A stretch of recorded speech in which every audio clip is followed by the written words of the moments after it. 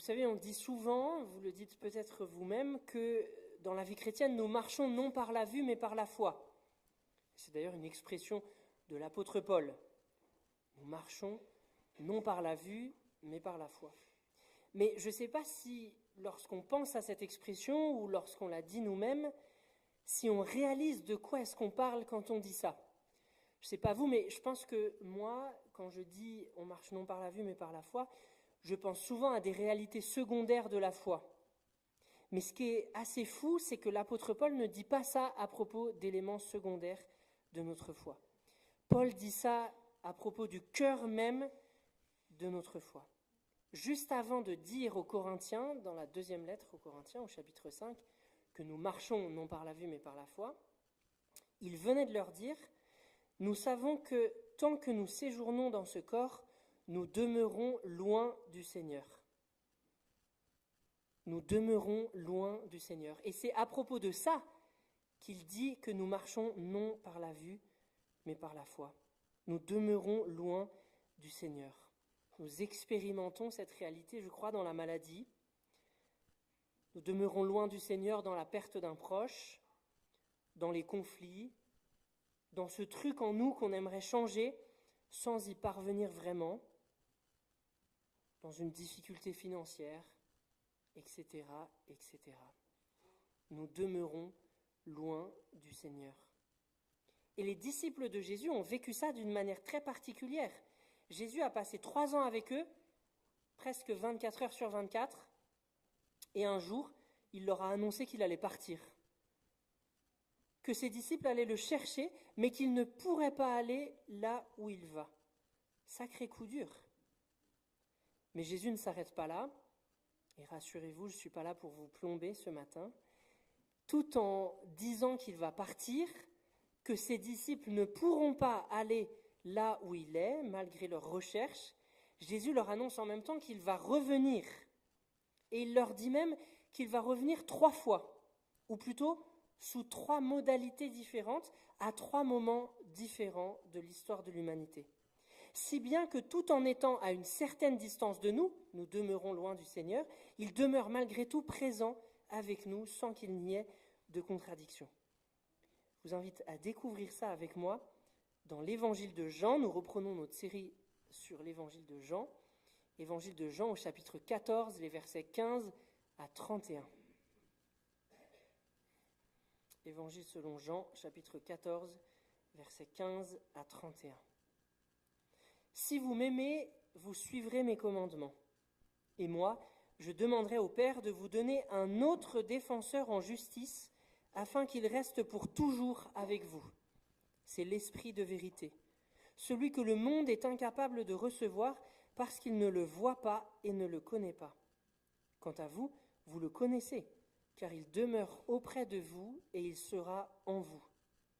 Non, je ne vous laisserai pas orphelin, mais je reviendrai vers vous. Sous peu, le monde ne me verra plus, mais vous, vous me verrez, parce que je vis et que vous aussi vous vivrez.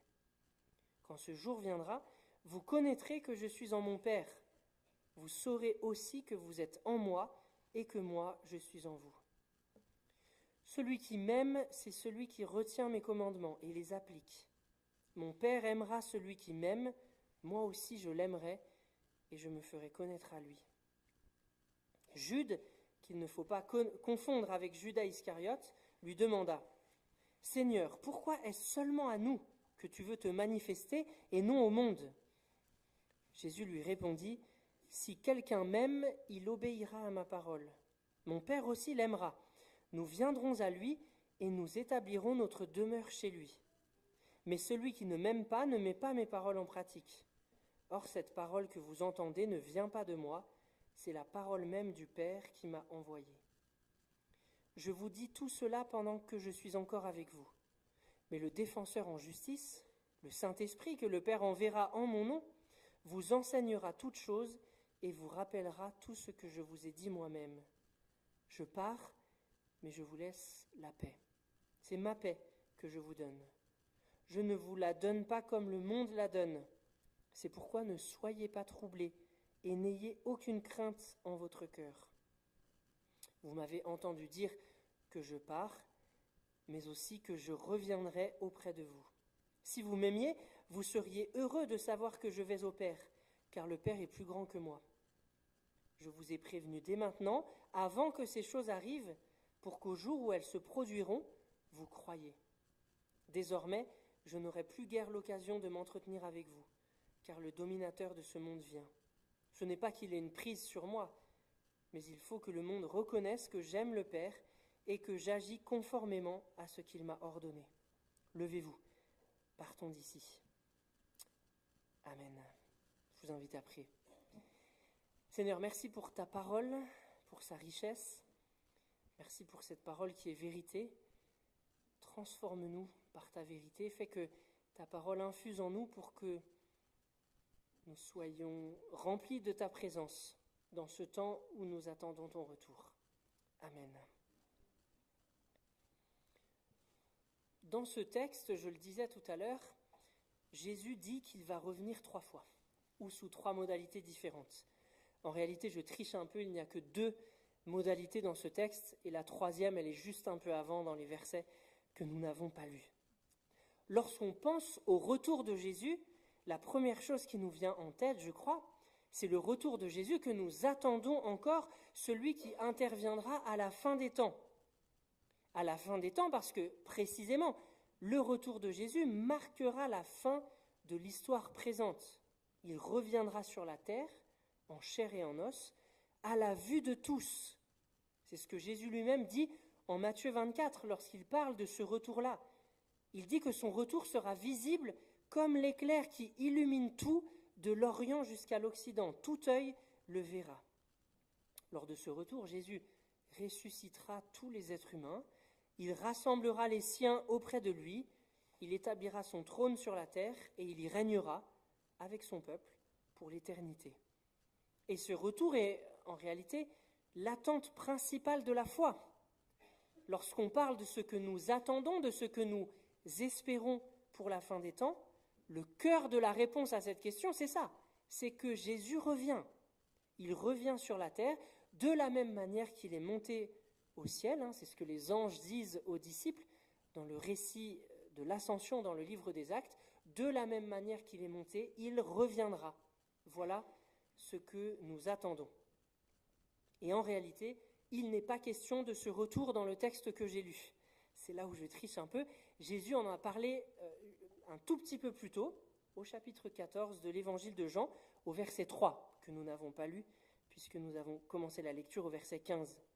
Au verset 3, Jésus disait à ses disciples, « Lorsque je vous aurai préparé une place, je reviendrai et je vous prendrai avec moi, afin que vous soyez vous aussi là où je suis. » Lorsqu'il dit ça, il est bien question de son retour à la fin des temps, ce moment où il rassemblera tous les siens auprès de lui et à partir duquel nous serons pour toujours là où il est. Nous attendons encore ce jour. C'est notre espérance d'être là où le Seigneur est. Cependant, ce n'est pas nous qui rejoindrons le Seigneur, c'est lui qui reviendra. C'est pourquoi nous disons que nous attendons son retour et lorsqu'il sera revenu, nous serons là où il est puisqu'il nous rassemblera auprès de lui. Nous vivons donc aujourd'hui dans le temps entre les 2 venues de Jésus, entre l'ascension, événement au cours duquel Jésus est retourné au ciel s'asseoir sur le trône de Dieu, et l'événement qu'on appelle la parousie. On en a parlé jeudi soir au parcours Théo pour ceux qui étaient là. La parousie, événement où Jésus reviendra pour établir son trône ici-bas, ce jour où nous le verrons face à face. Et dans le temps présent, puisque nous vivons entre les 2 venues de Jésus, il y a une certaine distance entre le Seigneur et nous. Nous demeurons loin du Seigneur, il n'est pas là. Il est hors de notre vue. Mais Jésus parle aussi d'un autre retour dans ce texte. Alors que son retour à la fin des temps sera visible par tous, Jésus lui-même l'a dit en Matthieu 24, il parle dans le texte que nous avons lu d'un retour que seuls les disciples verront. Au verset 19, Jésus disait « Sous peu », une notion en plus de temporelle assez courte, « Sous peu, le monde ne me verra plus, mais vous, vous me verrez, parce que je vis et que vous aussi, vous vivrez. Ici, Jésus ne parle pas de son retour à la fin des temps. Déjà, il parle d'un événement qui arrivera sous peu et qui ne sera visible que pour ses disciples, alors que son retour à la fin des temps n'est pas sous peu, c'est dans longtemps, et son retour à la fin des temps sera visible de tous. Il parle donc ici d'un autre événement, d'un autre retour. Un événement qui, en plus de cela, manifestera la vie qui est en lui. Vous me verrez parce que je vis. Il s'agit bien sûr de la résurrection de Jésus. Résurrection après laquelle il apparaîtra à ses disciples pendant 40 jours pour les enseigner avant de retourner auprès de son Père. La résurrection de Jésus et ces 40 jours d'apparition auprès de ses disciples constituent déjà un premier retour de Jésus, qu'il annonce dans ce texte. Le monde ne me verra plus sous peu, le monde ne me verra plus, mais vous me verrez parce que je vis. Et puis plus loin dans le texte, la question de Jude, dont le narrateur nous dit qu'il ne faut pas le confondre avec Judas Iscariote, la question de Jude confirme ce retour visible que pour les disciples. Jude dit « Mais Seigneur, pourquoi est-ce seulement à nous que tu veux te manifester et non au monde ?» Il est question de son retour par la résurrection et des 40 jours au cours desquels il va apparaître qu'à ses disciples. Un retour qui n'est donc pas visible par le monde pour les enseigner avant l'ascension, avant de retourner s'asseoir sur le trône de Dieu dans le ciel. Ce qu'on pourrait donc appeler un premier retour de Jésus, en quelque sorte, par la résurrection, ce premier retour est très important parce qu'il est le fondement de la foi chrétienne. Jésus leur dit, quand ce jour viendra, vous connaîtrez que je suis en mon Père, vous saurez aussi que vous êtes en moi et que moi je suis en vous. La foi chrétienne repose sur la mort et la résurrection de Jésus. Comme le dit Paul en 1 Corinthiens 15, s'il n'y a pas de résurrection des morts, alors Christ, lui non plus, n'est pas ressuscité. Et si Christ n'est pas ressuscité, notre prédication n'a plus de contenu et votre foi est sans objet. Vous croyez du vide si Christ n'est pas ressuscité. Et puis en plus de ça, c'est à partir de la résurrection et de l'ascension et de la Pentecôte, un ensemble d'événements qu'il ne faut pas séparer les uns des autres, c'est à partir de ces événements, résurrection, ascension, Pentecôte, que les disciples vont véritablement avoir la foi. C'est à partir de ces événements-là, et pas avant, qu'ils vont commencer à croire véritablement et à comprendre ce que Jésus leur a enseigné.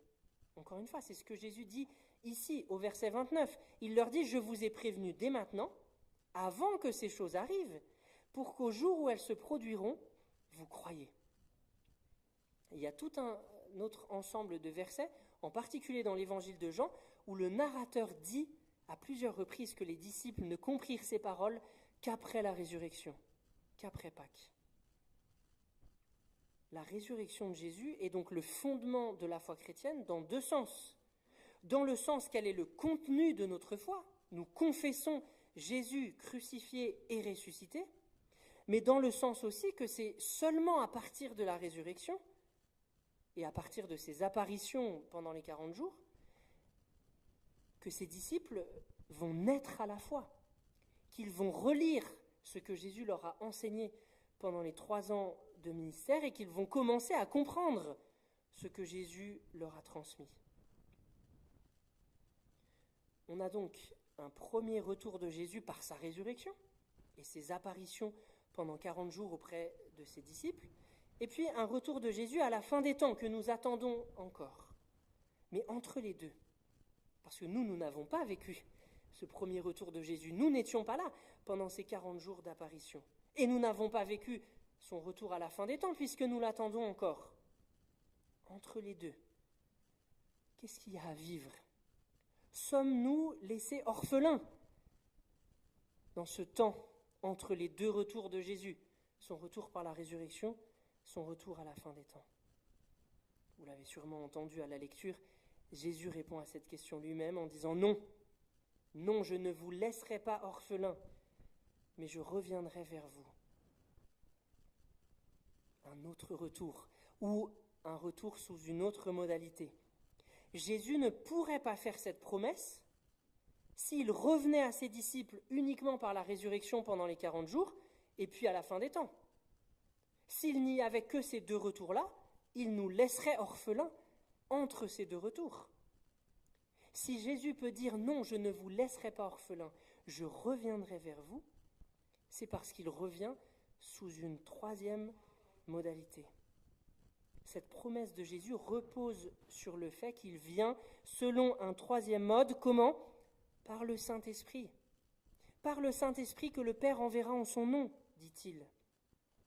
C'est grâce à la présence permanente de l'Esprit en nous, entre les deux venues de Jésus, que nous ne sommes pas laissés orphelins.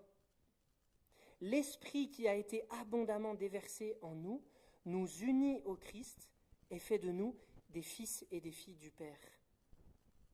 L'Esprit qui est déversé en nous est un esprit de filiation, d'adoption. C'est ce que Paul dit en Romains 8. L'Esprit Saint lui-même témoigne à notre esprit que nous sommes enfants de Dieu.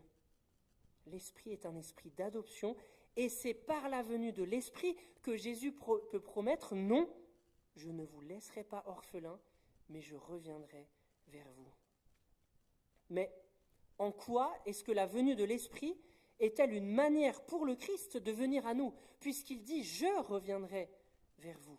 Comment peut-il dire « Je reviendrai vers vous » s'il parle de l'envoi de l'Esprit par le Père ? Et juste après que Jésus annonce l'envoi de l'Esprit, il dit « Si quelqu'un m'aime, il obéira à ma parole. Mon Père aussi l'aimera. Nous viendrons à lui et nous établirons notre demeure chez lui. » Par l'Esprit qui est répandu en nous, le Père et le Fils habitent eux aussi en nous. Ils n'habitent pas en nous en personne, puisque c'est l'Esprit qui vient habiter en nous. Mais c'est dans la personne de l'Esprit qu'ils sont présents en nous. On fait un peu de théologie ce matin, j'espère que ça va. Le Père et le Fils ne sont pas présents en nous en personne, mais par l'Esprit, ils sont présents, ils ne sont donc pas absents. Ils sont présents par l'Esprit. Et cela est possible à cause de la distinction en même temps que l'unité qui existe entre le Père, le Fils et l'Esprit. Ils sont un seul Dieu, si bien que quand l'Esprit est en nous, Jésus peut dire que le Père et le Fils habitent en nous. Et en même temps, le Père n'est pas le Fils n'est pas l'Esprit, et l'Esprit n'est pas le Père. Si bien que l'on peut dire à la fois, sans contradiction, que nous demeurons loin du Seigneur, puisque nous attendons d'être avec lui lors de son retour, nous demeurons loin du Seigneur, il n'est pas là, mais que Jésus est présent en nous par l'Esprit, et que donc nous ne sommes pas orphelins.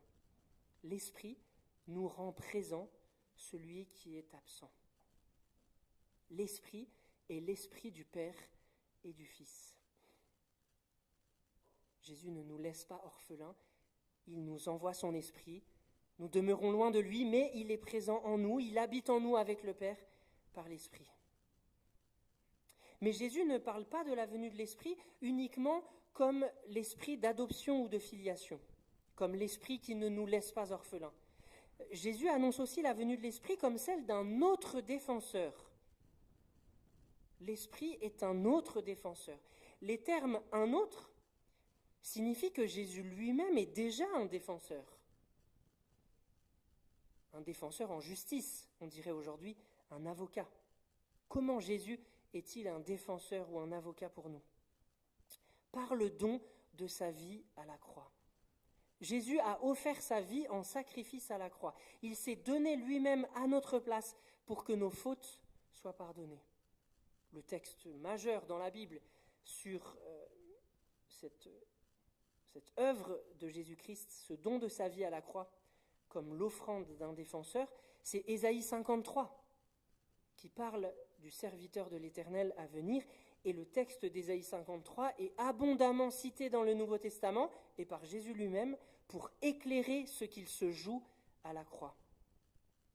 Et en Ésaïe 53, on lit au verset 12, « Il s'est dépouillé lui-même jusqu'à la mort et s'est laissé compter parmi les malfaiteurs, car il a pris sur lui les fautes d'un grand nombre et il a intercédé en faveur des coupables. » Voilà comment Jésus est notre défenseur. Il a pris sur lui les fautes d'un grand nombre et il a intercédé en faveur des coupables. Jésus s'est donc fait notre défenseur de deux manières. En devenant volontairement l'agneau pour le sacrifice pour nos péchés, mais aussi en devenant le grand prêtre qui offre le sacrifice et qui intercède pour nous. C'est tout ce que développe l'auteur de la lettre aux Hébreux. Il est le défenseur en étant à la fois l'agneau du sacrifice et le grand prêtre qui offre le sacrifice et qui intercède en faveur des coupables. Mais si Jésus est ce défenseur-là, pourquoi y a-t-il besoin d'un autre défenseur ? Pourquoi Jésus annonce-t-il la venue d'un autre défenseur ? Ce que Jésus a fait à la croix ne suffirait-il pas ? Une fois que l'œuvre de Jésus est accomplie une fois pour toutes parce qu'elle est pleinement efficace, ce dont nous avons besoin, c'est d'être mis au bénéfice de cette œuvre. Et c'est ce que fait l'Esprit. C'est la mission de l'Esprit de nous appliquer le salut que Jésus a acquis une fois pour toutes par sa mort à la croix. L'Esprit, en venant habiter en nous, nous unit à Jésus et fait de nous ses héritiers, fait de nous les membres de son corps, si bien que ce que Jésus a fait à la croix peut nous être mis au bénéfice. Par cette union dans l'Esprit avec Jésus, le sacrifice de Jésus vaut bien pour nous. C'est bien de nos fautes qu'il s'est chargé. Et c'est en lui que nous est accordé le statut de juste. C'est en ce sens que l'Esprit est l'autre défenseur. Non pas qu'il accomplit une nouvelle œuvre de justice, puisque tout est accompli à la croix, mais en ce sens qu'il nous applique la justice acquise une fois pour toutes par Jésus à la croix. L'Esprit se tient en nous et avec nous face à toutes les accusations que nous-mêmes, que d'autres personnes mal intentionnées, ou que le Satan, dont le nom signifie précisément l'accusateur, voudrait nous murmurer à l'oreille. L'Esprit se tient en nous et avec nous contre toutes les accusations qu'on peut se murmurer soi-même ou que le Satan veut nous murmurer à l'oreille.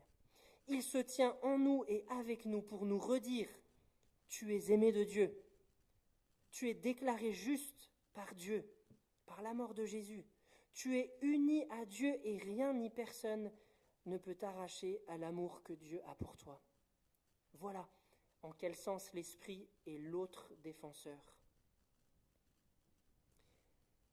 Mais l'Esprit ne fait-il que nous appliquer la justice de Jésus sans rien changer en nous?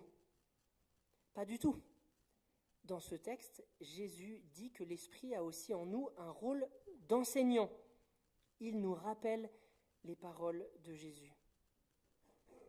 Au vu de ce contexte, lorsque Jésus dit « Celui qui m'aime, c'est celui qui retient mes commandements et les applique », Jésus ne veut pas dire que nous avons, par nos propres forces, à la force de nos poignets, à obéir aux commandements de Jésus et à les appliquer par nos propres moyens. Jésus semble suggérer dans ce texte que ce n'est que par l'Esprit que nous pouvons retenir ces commandements et les appliquer. L'Esprit a pour vocation, pour mission, de braquer les projecteurs sur Jésus en intégrant son enseignement dans le cœur du croyant. L'Esprit qui vivait en Jésus pendant son ministère terrestre est le même Esprit qui vit en nous aujourd'hui et qui nous transforme à l'image du Christ. Et je crois que c'est un encouragement très fort dans notre marche à la suite de Jésus, en particulier quand on a l'impression de ne plus avancer, quand la marche devient difficile, dans ces moments où on a l'impression de ne pas arriver à changer, de lutter avec un aspect de notre personnalité dont on sait qu'il a besoin d'être transformé, mais qu'on n'arrive pas à changer. Malgré ces luttes, au cœur même de ces luttes avec nous-mêmes, nous pouvons avoir la certitude que nous ne sommes pas seuls. L'Esprit est présent et il agit en nous, de manière discrète peut-être, mais de manière irrépressible pourtant, comme un levain qui travaille la pâte, comme une goutte d'eau qui creuse un rocher en tombant régulièrement au même endroit. Alors la vie chrétienne n'est pas juste une parenthèse entre les deux venues de Jésus. La vie chrétienne n'est pas une parenthèse faite de solitude, d'attente inconfortable et où tout demeure inchangé. Non, le temps entre les deux venues de Jésus est un temps où Jésus vient. Il ne viendra pas seulement, il vient au présent, par l'Esprit. Nous demeurons loin du Seigneur, mais nous ne sommes pas laissés orphelins. Le Père et le Fils habitent en nous par l'Esprit. L'Esprit nous applique la justice de Jésus et se tient en nous contre les accusations que l'accusateur nous murmure à l'oreille. Il est celui enfin qui agit en nous pour nous rendre conformes à cette justice qui nous est offerte. Et il est l'Esprit de paix donné par le Fils. C'est pourquoi, nous dit Jésus, ne soyez pas troublés et n'ayez aucune crainte. Il vient et il vous donne dès aujourd'hui, par l'Esprit, prémisse de la vie à venir, de goûter, d'expérimenter dès aujourd'hui la réalité de cette vie à venir dans laquelle nous entrerons pleinement lorsqu'il reviendra en personne. Amen. Je vous invite à la prière.